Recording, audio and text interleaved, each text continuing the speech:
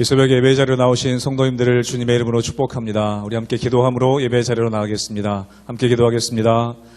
하나님 아버지, 오늘도 저희가 주님의 보좌 앞으로 담대하게 나아갑니다. 주님께 가까이 할 수 있음의 은혜임을 이 시간 경험케 하여 주시고, 주님 말씀하시며 인도하시는 하나님의 손길을 경험하는 귀한 예배의 자리가 되게 하여 주시옵소서.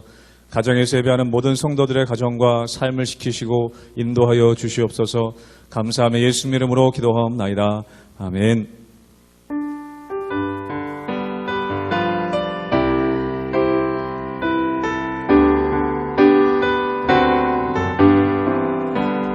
나의 영원하신 기업 생명보다 귀하다.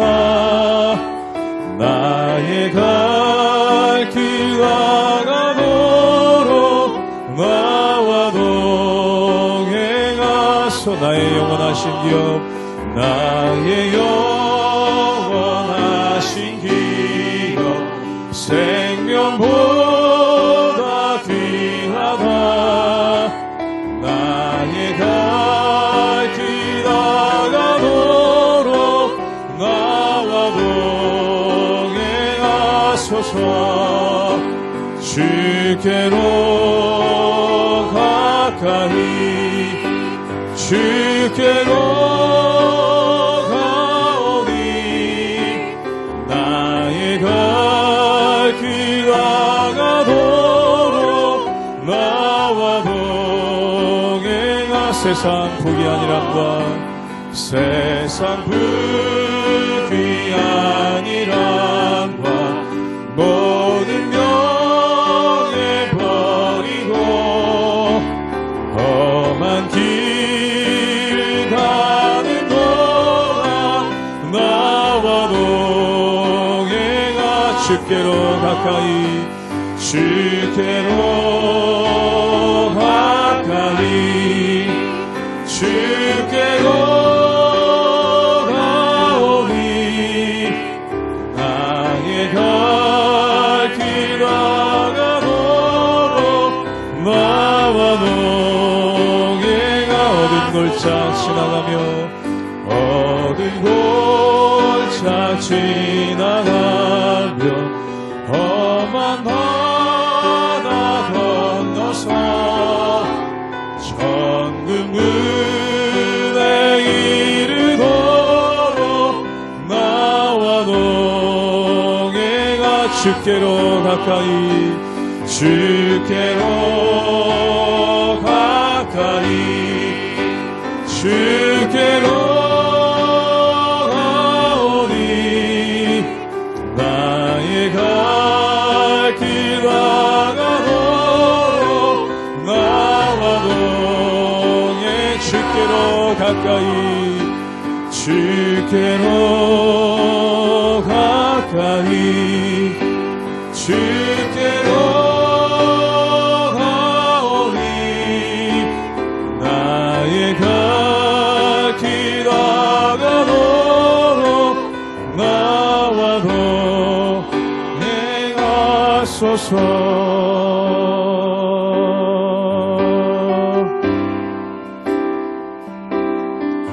주께 가까이 날 이끄소서.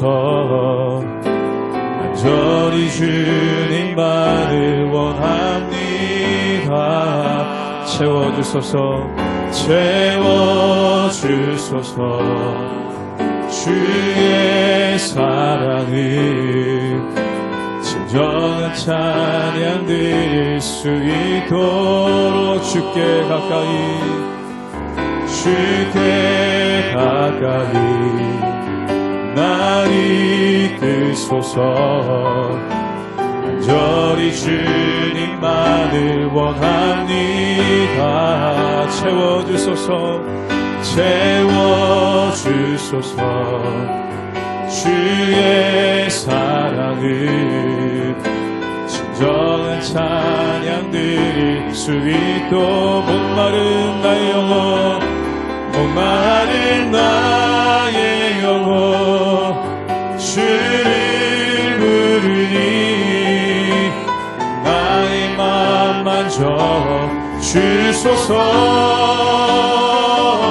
주님만을 원합니다. 원합니다. 나의 맘 만져 주소서. 주께 가까이 우리 함께 믿음으로 한 번 더 고백합니다. 주께 가까이 날 이끄소서. 간절히 주님만을 원합니다. 채워주소서. 주의 사랑을 진정한 찬양 드릴 수 있는 목마른 나의 영혼 주님을 부릅니다. 목마른 나의 영혼 주를 부르니 나의 맘 만져 주소서. 주님만을 원합니다. 원합니다. 나의 맘 만져 주소서. 목마른 나의 영혼 목마른 나의 영혼 주를 부르니 나의 맘 만져 주소서. 주님만을 원합니다. 원합니다. 나의 맘 만져 주소서. 주님만을 원합니다. 더 원합니다.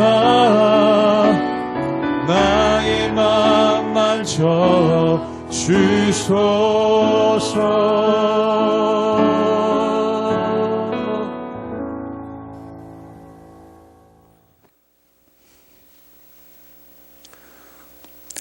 할렐루야. 우리 하나님의 은혜와 평강이 우리 성도님들 삶 가운데 날마다 가득하시기를 주님의 이름으로 축원합니다. 오늘 말씀 가운데 보시면은 예수님께서 예루살렘 멸망에 대해서 말씀하십니다. 또한 그것과 더불어서 전 지구적인 종말에 대해서, 즉 우주적인 종말에 대해서 우리에게 말씀하고 계신 장면이 오늘 말씀 가운데 나오죠. 사랑하는 여러분, 그 종말 이전에 큰 환란이 있다는 것입니다. 우리가 이 세상을 살아가다 보면은 환란의 두 가지가 있는 것을 보게 됩니다. 이 말씀 가운데 나오는 것처럼 정말 우주적인 환란이 있습니다. 예수님 믿는 이유 때문에 핍박을 받고 또한 우리가 넘어지고 쓰러질 때가 있다는 것이죠. 그런데 이것뿐만 아니라 개인적인 환란도 우리 삶 가운데 있는 것을 보게 됩니다. 때때로 이 개인적인 환란이라는 것이 질병으로 인해서 또는 건강으로 인해서 또는 물질로 인해서 또한 관계로 인해서 우리가 넘어지고 쓰러질 만한 그런 환란이 오는 것을 보게 되죠. 그런데 주님께서는 이렇게 말씀하십니다. 우리에게 모든 것을 넉넉히 이기게 하시겠다는 것이죠. 즉 세상 사람들이 모두 벌벌벌 떨지만 주님께서는 우리에게 그 모든 것들을 이겨나갈 수 있는 힘과 능력을 주시고 또한 피할 길을 주신다는 것입니다.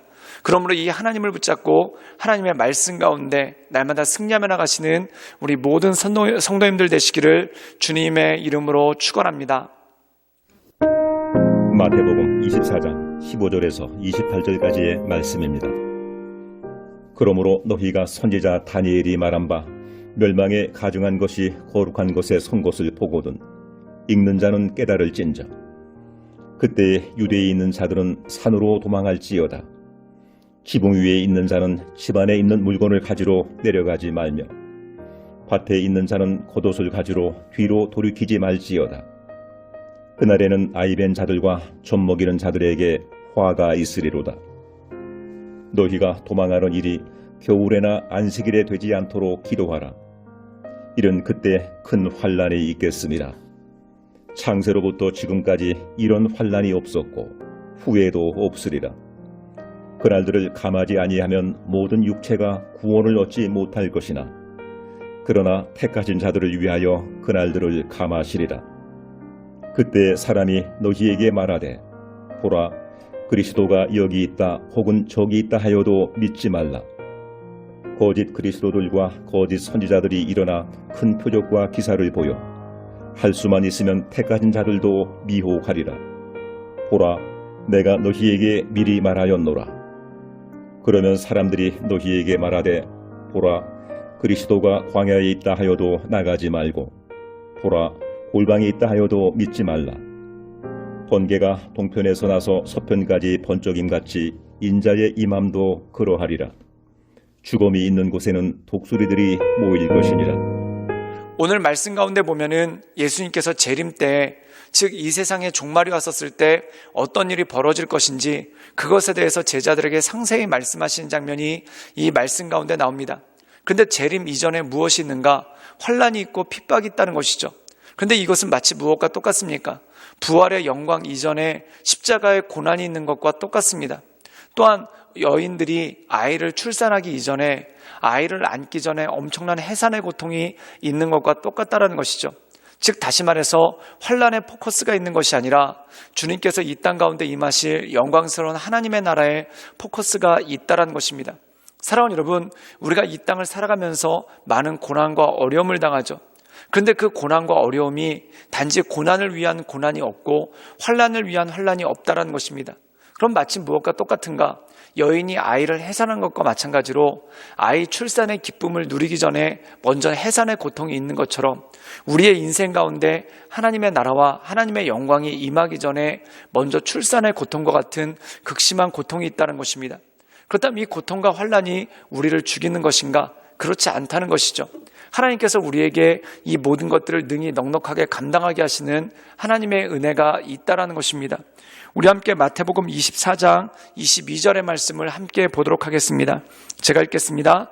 그 날들을 감하지 아니하면 모든 육체가 구원을 얻지 못할 것이나 그러나 택하신 자들을 위하여 그날을 감하시리라.